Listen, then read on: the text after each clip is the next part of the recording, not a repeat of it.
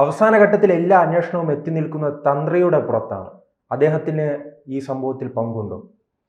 ഇപ്പം ലേറ്റസ്റ്റ് വെളിപ്പെടുത്തൽ വന്നിട്ടുണ്ടല്ലേ, നമ്മുടെ പത്മരാജന്റെ വെളിപ്പെടുത്തൽ വന്നു, തന്ത്രിയിലേക്ക് എത്തി. പക്ഷേ എനിക്ക് തോന്നുന്നത് ഇതൊരു വെൽ പ്ലാൻഡ് ആയിട്ടുള്ള ഗെയിമാണ്. ആർക്കും ഒഴിഞ്ഞു നിൽക്കാനൊന്നും പറ്റില്ല. കാരണം ഞാനിപ്പോൾ നോക്കിക്കഴിയുമ്പോൾ തുടക്കം ഉണ്ണികൃഷ്ണൻ പോറ്റി അവിടെ നിന്ന് തുടങ്ങിയതാണ്, നമ്മൾ എവിടത്തെ എത്തി. പക്ഷെ ഇവിടെ കോണ്ടൻസ് എല്ലാ ജാതിക്കാരും ഉണ്ടെന്നുള്ളതാണ് അല്ലേ, ഒരു എല്ലാവരും വന്നിട്ടുണ്ട്. അപ്പോൾ ആർക്കും ആരെയും കുറ്റപ്പെടുത്താൻ പറ്റാത്ത ഒരവസ്ഥയിലേക്ക് പൂണൂലിട്ടവനും പൂണൂലിടാത്തവനും എല്ലാം.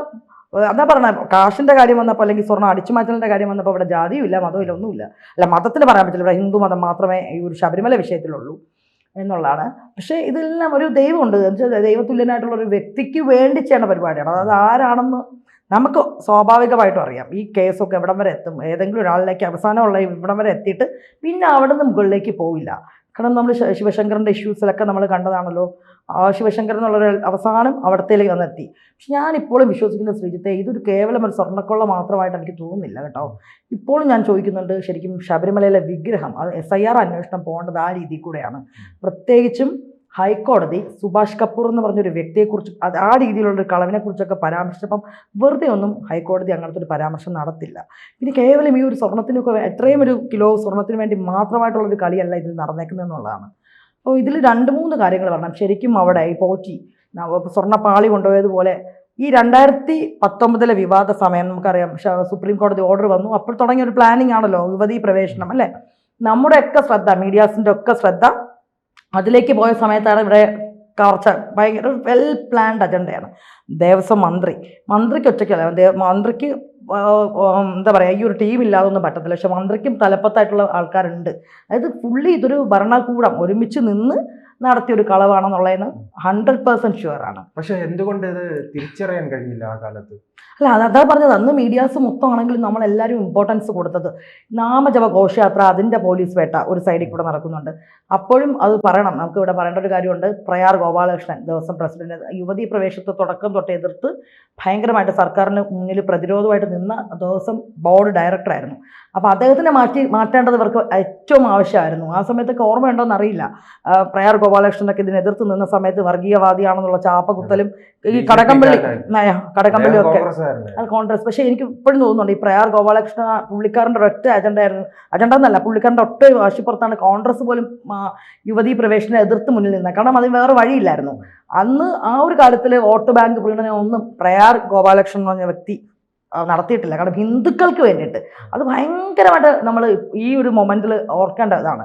അന്ന് പ്രത്യേക ഇത് കൊണ്ടുവന്നിട്ട് അദ്ദേഹത്തിന് ശരിക്കും ദേവസ്വം പ്രസിഡന്റ് ടേം എന്ന് പറയുമ്പോൾ 3 വർഷമായിരുന്നു അല്ലേ, ഉമ്മൻചാണ്ടി സർക്കാരാണ് അദ്ദേഹത്തിന് നിയമിച്ചത്. അന്നൊരു പ്രത്യേക ഇതൊക്കെ കൊണ്ടുവന്നിട്ട് 2 വർഷമാക്കി, ഓർമ്മയില്ല, 2 വർഷമാക്കി മാറ്റിയിട്ട് ഇദ്ദേഹത്തെ ഒഴിവാക്കണം. കാരണം ഇദ്ദേഹം അവിടെ ഉണ്ടെങ്കിൽ ഒന്നും നടക്കില്ല. അപ്പോൾ ഇദ്ദേഹത്തെ ഒഴിവാക്കിയിട്ടാണ് അങ്ങനെ കൊണ്ടുവന്ന ആളാണ് പത്തനംതിട്ടയുടെ ഇതായിരുന്നത്. അതാണ് ഇതിൽ ഒരു വർഷങ്ങളായുള്ള ഒരു പദ്ധതിയായിരുന്നല്ലേ ഈ തീർച്ചയായിട്ടും. നമ്മൾ ഈ ഒരു ഹൈക്കോടതി ഇടപെടൽ ഉണ്ടായിരുന്നെങ്കിൽ നമ്മൾ അറിയുമോ?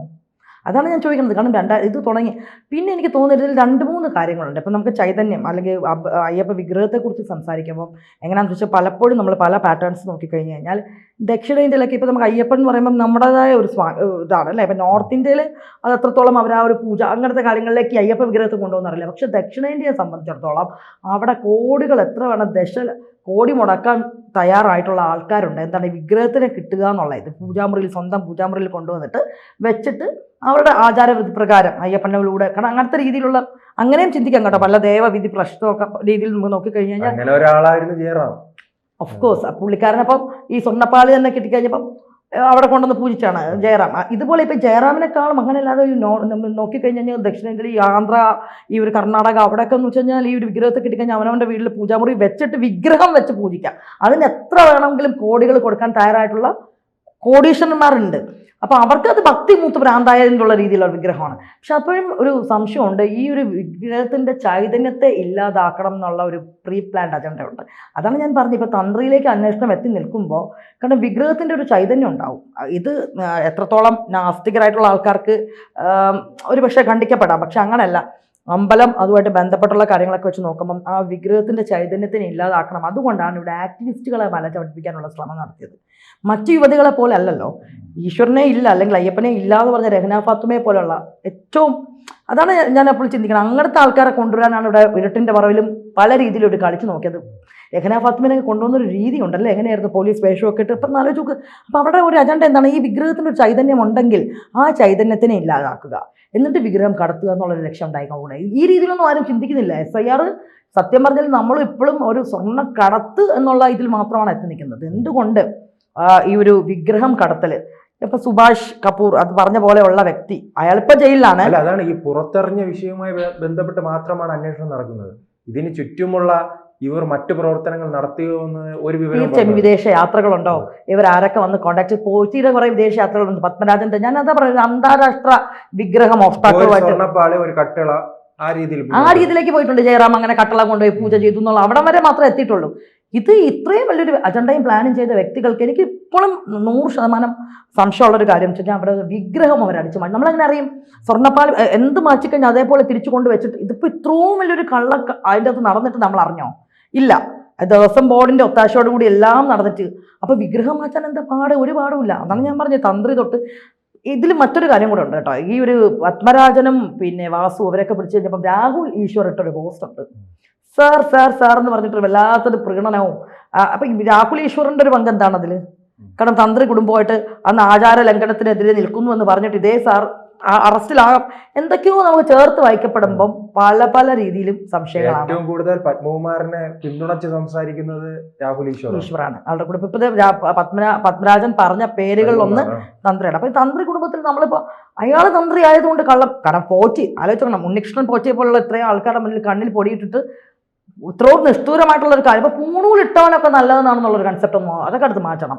ഈ കൊള്ളയുടെ കാര്യത്തിൽ നോക്കുമ്പോൾ പൂണൂൽ ഇട്ടവനും കള്ളനാണ്, അല്ലാതെ ഈഴവ ജാതിയിലുള്ള നായർ ജാതിയിലുള്ള മുരാരി ബാബു കള്ളനാണ്, ഈഴവരായിട്ടുള്ള വാസു തൊട്ട്. അപ്പം അതാണ് ഞാൻ പറഞ്ഞത്, ഇവിടെ ഒരു ജാതി മതം ഇതൊന്നും നോക്കരുത്. നമ്മുടെ ഒരു പൊതുസമൂഹത്തിൻ്റെ ഒരു പ്രശ്നം എന്താണെന്ന് വെച്ച് കഴിഞ്ഞാൽ അവരത് കക്കുമോ? ഇവിടെ കക്കണ കാര്യത്തിൽ എല്ലാ ജാതി മതസ്ഥരും എല്ലാം ഒരുപോലെയാണ്. ഇപ്പം ശബരിമല ആയതുകൊണ്ട് തന്നെ മറ്റൊരു മതത്തിൽ ഇൻവോൾവ് അല്ല. അപ്പം നമ്മൾ പറയുന്നത്, ഞാനിപ്പോഴും വിശ്വസിക്കുന്നത് എന്താണെന്ന് വെച്ചാൽ ശ്രീജിത്തെ, ഇതൊരു വിഗ്രഹ കടത്ത് ആ രീതിയിലേക്കാണ് അന്വേഷണം പോകേണ്ടത്. ശബരിമലയിലെ വിഗ്രഹം കൃത്യമായിട്ട് ആ വിഗ്രഹം തന്നെയാണോ, അത് മാറ്റി അവർ വേറെ വിഗ്രഹം വെച്ചിട്ടുണ്ട്, ചാൻസസ് ഉണ്ടല്ലേ, അന്താരാഷ്ട്ര ബന്ധങ്ങൾ.